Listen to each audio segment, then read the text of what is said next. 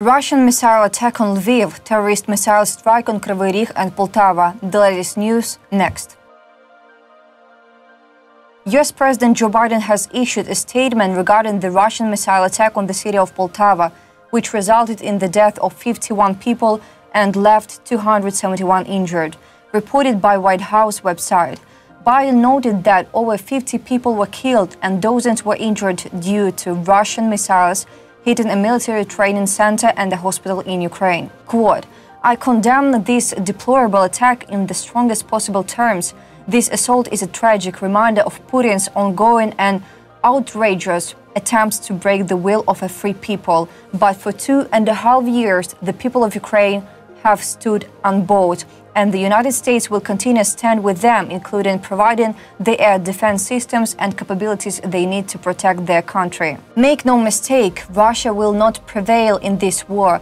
The people of Ukraine will prevail, and on this tragic day and every day the United States stands with them."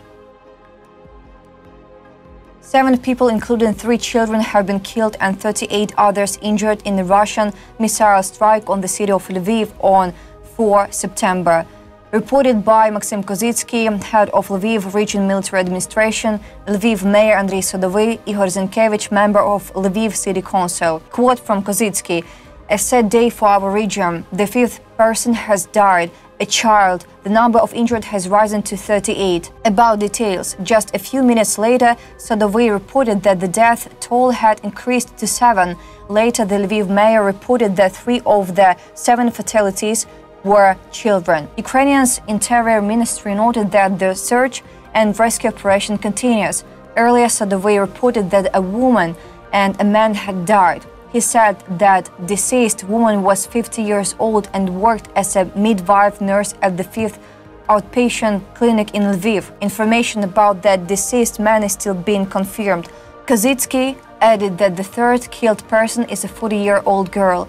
Quote from Kozitsky, "5 children are among the casualties. As of now, it is known that one 50-year-old child is in a moderate condition, while 4 others have minor injuries." More details. Zinkevich said that over 50 residential buildings had been damaged in the central part of the city. People will be relocated from there. In addition to medical institutions, and 2 schools were damaged. And now we have information that 7 people, including 3 children, have been killed and 47 others injured in a Russian missile strike on the city of Lviv today. Russian forces have launched a missile strike on Kryvyi Rih, Dnipropetrovsk region on the morning of 4 September, hitting a civilian infrastructure facility in the city center. 5 people have been injured, reported by Alexander Vilkul, head of Kryvyi Rih City Defense Council, Serhiy Lysak, head of Dnipropetrovsk Region Military Administration, and quote from Vilkul, "A missile hit a civilian infrastructure facility in the city center. The blast wave damaged over 10 high-rise buildings. Fortunately, there were no casualties." About details, Serhiy Lysak added that a hotel was damaged and windows were shattered in several high-rise buildings. The missile attack resulted in 5 casualties, 3 women aged 62, 83 and 84, a 70-year-old man and a 10-year-old girl. The child is in a hospital. The others didn't need hospitalization. All emergency medical and municipal services are working on site.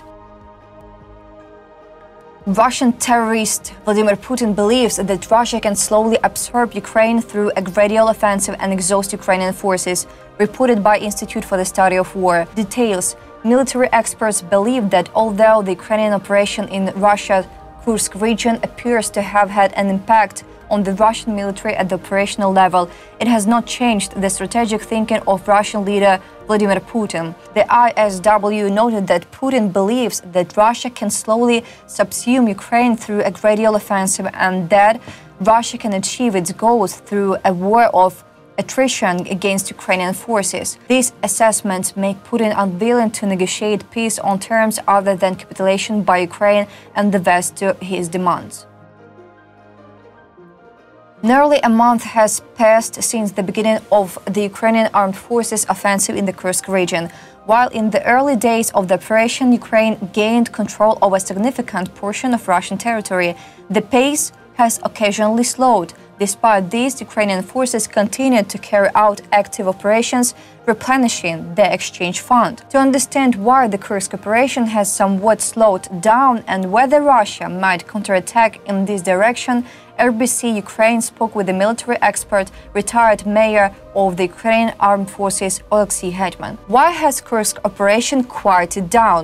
The success of this operation primarily lies in the fact that Ukrainian forces utilized the element of surprise. As the expert explained to the publication, prior to this, Ukraine conducted a powerful disinformation campaign, making the Russians believe that the troops Ukraine was assembling in the Sumy region were meant for defensive purposes. In reality, offensive actions were being prepared and the enemy did not expect this. Hetman believes this element of surprise can be compared to a window of opportunity, but it can only stay open for 2 to 3 weeks. After that, the enemy no longer experiences this effect. Therefore, they regroup, pull in reinforcements, and take all necessary actions to prevent our troops from advancing further. However, one thing is already certain: Kyiv plans to hold the already captured Russian territories for an indefinite period. As President Volodymyr Zelensky explained in an interview with NBC News, this is an integral part of the plan to end the war. Hetman said, "I think we do not plan to withdraw from these territories, at least for now. We will keep our troops and military command there. This includes providing everything necessary for the local Russian civilian population, something the Russians never did on our territories. Nevertheless, we must do this in accordance with international law. Whether further Ukrainian advancement into Russia will take place depends on the General Staff of the Armed Forces of Ukraine and its plans. As recently reported by the spokesperson for the Operational Tactical Group, Siversk Vadim Mysnik, the Ukrainian Armed Forces continued the operation and fulfilled the task set before them, without revealing specific objectives and results to ensure the plans come to fruition. Hetman explained, "We will see what the plans are next. There is speculation that we want to advance deep into Kursk or even to Moscow. Let's just say people who express such information have the right to do so, but only a very limited number of people know how things will actually unfold." The expert emphasized that this secrecy was key to the operation's success, as it prevented leaks and allowed Ukrainian forces to capitalize on the element of surprise mentioned earlier. Hetman said, "Now, if a lot of information is disclosed through various sources, it would help the enemy prepare. The Russians themselves say they gather up to 60% of their intelligence from our open sources. It's not because someone is leaking information, but because various individuals say different things, and the Russians then analyze this large amount of data and draw conclusions. This, according to him, explains the limited amount of information about events in the Kursk region. He assures that the Ukrainian armed forces are clearly not just standing around doing nothing there. Does Russia have potential to counterattack? It is currently evident that Russia stubbornly refuses to abandon its offensive in the Donetsk region, particularly in the Pokrovsk direction, and is reluctant to transfer its most combat-ready units to Kursk. However, CIA Deputy Director David Cohen expressed the opinion that Moscow may initiate a counteroffensive in the Kursk region, though it would be a tough battle for Russians. Russian forces may dare to counterattack, but the question is, with what? To conduct counteroffensive actions, they first need to amass a large number of troops and equipment, Hetman said. So far, Ukraine has forced Russia to transfer 30,000 troops from various units to the Kursk direction, according to Commander Alexander Syrsky. Hetman said, "This is a mixed bag and such formations are usually ineffective in combat. For soldiers from different units to become a cohesive force, they need to undergo combat coordination. If this hasn't been done, then it's not worth considering this a strong formation." He concluded that the Russian army would attempt offensive actions, but in this direction, two factors currently work against them: poorly coordinated and insufficiently prepared troops, and their small numbers. Moreover, Putin has ordered that these territories where our troops are located be liberated by October 1st. So they will try something, but with their current forces and resources, they won't be able to achieve this, Hetman added. That's all for today. Thanks for watching this video. Like and subscribe.